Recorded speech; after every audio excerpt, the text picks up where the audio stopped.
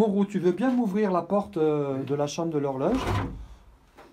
Voilà, c'est un peu dur. Et là, on découvre l'horloge. On est un peu dans l'obscurité. Alors, ça c'est le devant.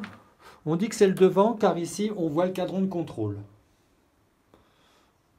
Ici, on a la roue de compte. Ici, on a le treuil de la sonnerie. Ici, on a le treuil des aiguilles. Le pendule derrière. Voilà.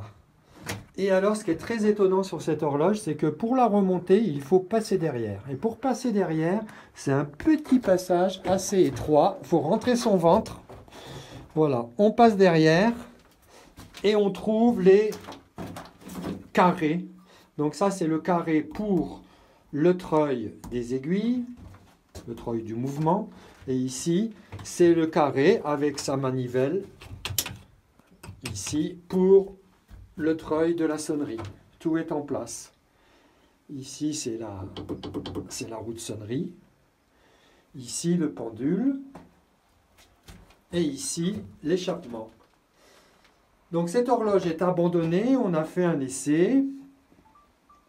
Et on a vu que, regardez bien, ça fonctionne. Ça fonctionne parce que les poids sont encore en place. Bon, ils sont en bout de course, mais ils donnent encore un peu d'énergie.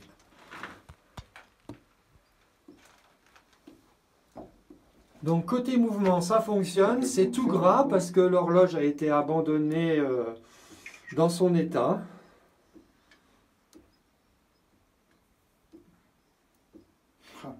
Voilà, on a bien l'échappement. On a ici la tringle, hein, la tringle qui va vers un renvoi d'angle. Et puis en face, on a bien le cadran. Hein, donc il ne faudrait pas grand-chose pour refonctionner en mécanique en rajoutant le bout de tringle qui manque. Voilà, côté mouvement. Et côté sonnerie, eh bien, on a vérifié. En donnant du poids, on a vérifié que ça fonctionnait bien. Tu veux que j'en donne un peu du poids?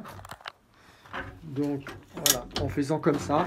Voilà, tu veux bien lever la barre ici, là, tu lèves cette barre. Voilà. Et là, on a bien tous les rouages qui tournent, le frein à air qui tourne.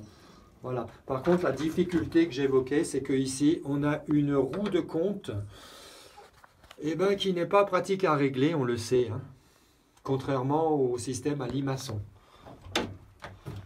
Donc voici une horloge qui ne demande qu'à fonctionner.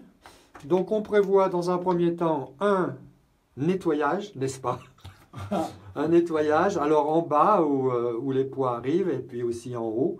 Et puis après on s'occupera un peu de l'horloge pour la remettre en fonctionnement. Qu'est-ce qu'il a écrit ici? Alors ici c'est la marque. Ah, C'est la marque, hein, donc ça c'est, je crois que c'est les Fratelli. Hein.